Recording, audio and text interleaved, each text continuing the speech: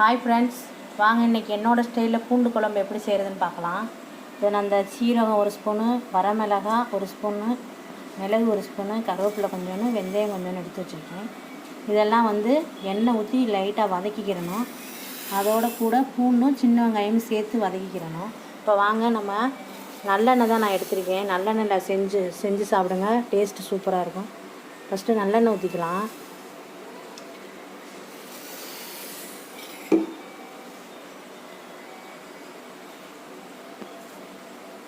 இப்போ எண்ணெய் ஊற்றி எல்லாத்தையும் இதில் கொட்டி நல்லா வறுத்துக்கலாம். வாசம் வர வரைக்கும் வறுத்துக்கலாம்.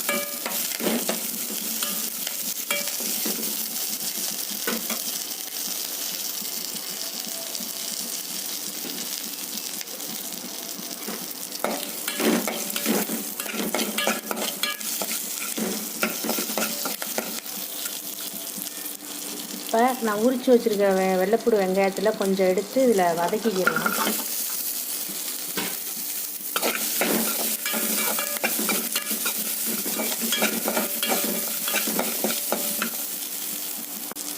இப்போ நான் 2-3 தக்காளி நறுக்கி வச்சுருக்கேன். அதையும் இதில் கொட்டி நல்லா வதக்கிக்கலாம். நல்லா கொஞ்சம் வேகணும் தக்காளி. இது நல்லா வெந்த பிறகு அரைச்சிட்டு காட்டுறேன் ஃப்ரெண்ட்ஸ். உப்பு போட்டு வதக்கிக்கலாம். உப்பு போட்டு நல்லா வதக்கிட்டு அரைச்சிட்டு காட்டுறேன் ஃப்ரெண்ட்ஸ். இப்போ நான் வதக்கி எடுத்து வச்சுருக்கேன். இப்போ நம்ம அதே கடாயில் நல்லா கூட கொஞ்சம் நல்லெண்ணெய் சேர்த்துக்கலாம். நல்லெண்ணெயில் செஞ்சு சமைச்சு சாப்பிட்டு பாருங்கள் ஃப்ரெண்ட்ஸ், சூப்பராக இருக்கும். பூண்டும் வெங்காயமும் உரித்து வச்சுருக்கேன். தாளிக்கு கருவேப்பிலை எடுத்து வச்சுருக்கேன்.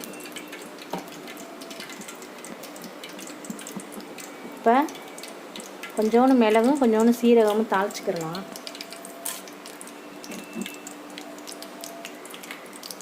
வெந்தயமும் சேர்த்துக்கிடலாம். இப்போ நல்லா வெடிச்சிருச்சு. இப்போ இதை போட்டுக்கலாம்.